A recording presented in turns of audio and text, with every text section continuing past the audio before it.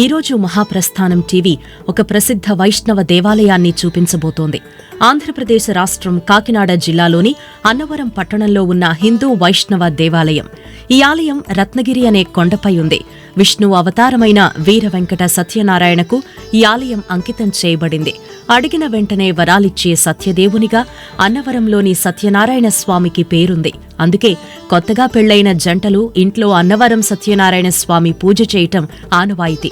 అయితే అన్నవరం వెళ్లి సత్యదేవుని సన్నిధానంలో వ్రతం చేయడం శ్రేష్టమని అందరూ భావిస్తారు. ఈయనను కోరిన వెంటనే కోరికలు తీరుస్తాడని అందరూ నమ్ముతారు. ఇతిహాసాల ప్రకారం అనిన వరం వరాలను తీర్చే దేవుడు కాబట్టి అనిన ప్లస్ వరం అన్నవరం దేవుడు అని అంటారు.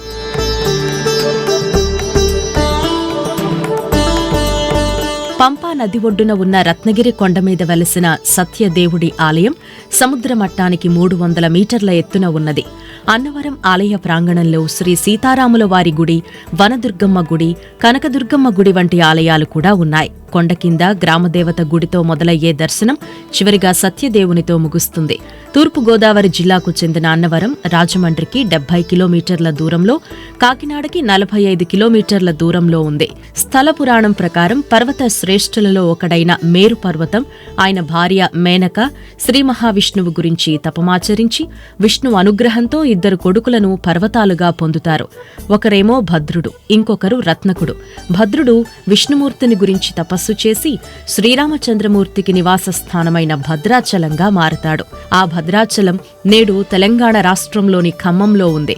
రత్నకుడు అనే ఇంకో కొడుకు కూడా విష్ణువు గురించి తపమాచరించి మెప్పించి మహావిష్ణువు శ్రీ వీర వెంకట సత్యనారాయణ స్వామిగా వెలసే రత్నగిరి లేదా రత్నాచలం కొండగా మారుతాడు. తూర్పుగోదావరి జిల్లాలో పిఠాపురంకి సమీపంలో గోరస గ్రామ ప్రభువు శ్రీ రాజా ఇనుగంటి వెంకట రామారాయణం బహద్దూరు వారి ఏలుబడిలో అరికెంపూడి దగ్గర అన్నవరం అనే గ్రామం ఉంది. కింది భాగంలో యంత్రం, పై అంతస్తులో స్వామి విగ్రహాలు ఉన్నాయి. స్వామి విగ్రహం 4 మీటర్ల ఎత్తు ఉంది. కింద గర్భగుడి ఉన్న భాగాన్ని విష్ణుమూర్తిగా అర్చిస్తారు. మధ్య భాగంలో ఉన్నదాన్ని శివుడిగా పూజిస్తారు. మూల విరాట్టంతా ఏక విగ్రహంగా ఉండి త్రిమూర్తులుగా పూజింపబడడం ఇక్కడి విశేషం. త్రిపాద విభూతి నారాయణ ఉపనిషత్తులో వర్ణింపబడిన యంత్రం ఇక్కడ ఉంది. ఉదయం 6 గంటల నుంచి సాయంత్రం 6 గంటల వరకు శ్రీ సత్యనారాయణ స్వామి వ్రతాలు నిర్వహిస్తారు. సాధారణ వ్రతమైతే 150 రూపాయలు, ప్రత్యేక వ్రతమైతే 300 రూపాయలు, ధ్వజస్తంభం వద్ద చేసేందుకు 700 రూపాయలు, విశిష్ట వ్రతమైతే 1500 రూపాయల చొప్పున రుసుం చెల్లించాలి. వ్రతం చేయించుకునే భక్తులు కొబ్బరికాయలు, అరటిపళ్లు తీసుకొస్తే సరిపోతుంది. మిగతా పూజా సామాగ్రి, ప్రసాదం, స్వామివారి రూపు, పసుపు, కుంకుమ, తమలపాకులు తదితర పూజా సామాగ్రిని దేవస్థానమే సమకూర్చుతుంది. వ్రతకర్తలైన భార్యాభర్తలతో పాటు వారి పిల్లల్ని అనుమతిస్తారు.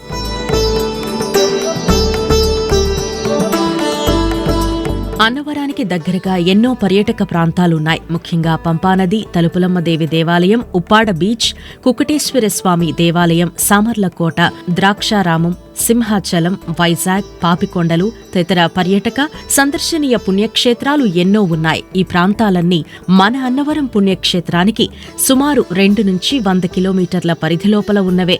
బస్సు మార్గం చూస్తే రాజమండ్రి, కాకినాడ, విశాఖపట్నం నుంచి ప్రతి పావుగంటకు బస్సులున్నాయి. రాజమండ్రి నుంచి విశాఖపట్నం, అన్నవరం సింగిల్ స్టాప్ బస్సులు కూడా ప్రతి 45 నిమిషాలకు అందుబాటులో ఉన్నాయి. అన్నవరం చేరుకున్న తర్వాత దేవస్థానం బస్సులు అందుబాటులో ఉంటాయి.